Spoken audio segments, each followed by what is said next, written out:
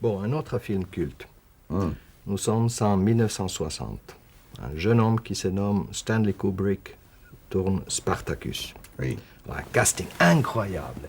Il y a bien sûr Kirk Douglas, il y a Charles Laughton, Laurence Olivier, Tony Curtis, Gene Simmons, mais c'est vous qui avez volé la vedette. Vous avez gagné votre premier Oscar. Oui. C'était un film culte, et puis, c'est pas Stanley Kubrick qui l'a commencé. C'était Stanley Mann. Stanley Mann? Non. Quel est son nom, prénom? Anthony Mann? Tony Mann. Yes, Anthony Mann. Oui. Et il était foutu à la porte d'une façon très brusque pour laisser entrer Kubrick.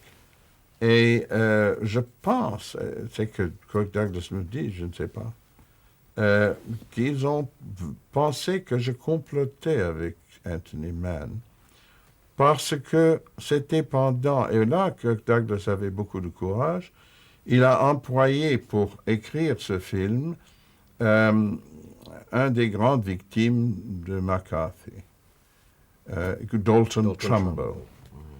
Et Tony Mann n'a pas gardé le secret, mais m'a demandé de le faire. Et nous sommes allés à deux voir Dalton Trumbo. Ça me fascinait. Qui écrivait sur le nom de Sam Jackson pour éviter tout soupçon. Puis, tout d'un coup, le studio m'a demandé de réécrire toutes les scènes entre moi et Lawton. Parce que l'autre ne voulait pas accepter ce qu'on lui a donné. Et il pensait qu'on lui a triché. Et il y avait une certaine vérité dans tout ça. J'avais le sentiment qu'on a accepté les rôles selon un script qui nous favorisait. Et quand on arrivait, tout avait changé. Alors j'ai écrit toutes les scènes avec l'autre, qui sont encore là. Et c'était beaucoup plus facile. Moi, j'ai écrit pas sous mon propre nom, mais il y avait un général pendant la guerre de sécession qui s'appelait Stonewall Jackson. Alors, il a fait Sam Jackson et moi, j'ai soumis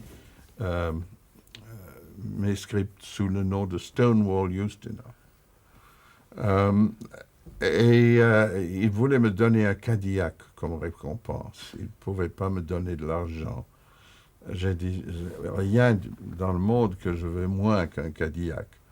Je ne veux pas faire la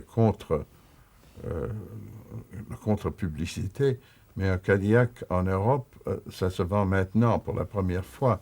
Avant, on serait perdu avec soi.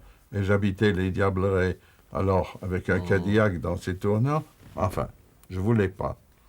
Avec quel état d'esprit avez-vous affronté un comédien comme Laurence Olivier? Oh, vous savez, lui, c'était un...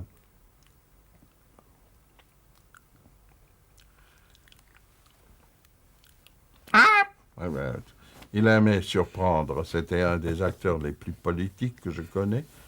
Et quand j'ai gagné mon Oscar, j'ai reçu un télégramme de lui en disant « Merci de m'avoir supporté aussi bien ».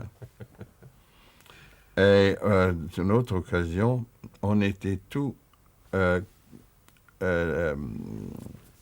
compétition pour un Emmy, qui est l'Oscar de la télévision, qui est en somme beaucoup plus équitable parce qu'il n'y a pas de rôle secondaire ou des rôles principaux. On est tous égaux, même les corpulents.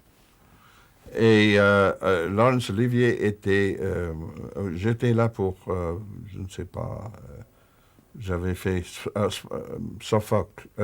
Socrate, je veux dire, dans un machin avec un nez comme ça et chaud. Et lui, il a fait quelque chose d'autre de Somerset Maugham. Il a télégraphié à l'Académie des sciences télévisives que s'il gagne, parce qu'il était à Londres, moi j'étais à New York, s'il gagne, il aimerait que moi je reçois son prix. Alors, j'ai gagné. Et j'ai dit aux gens, malheureusement, je n'ai pas préparé un discours pour moi-même, mais un pour Olivier, au cas où il gagne. Et je vais vous donner maintenant celui que j'ai préparé.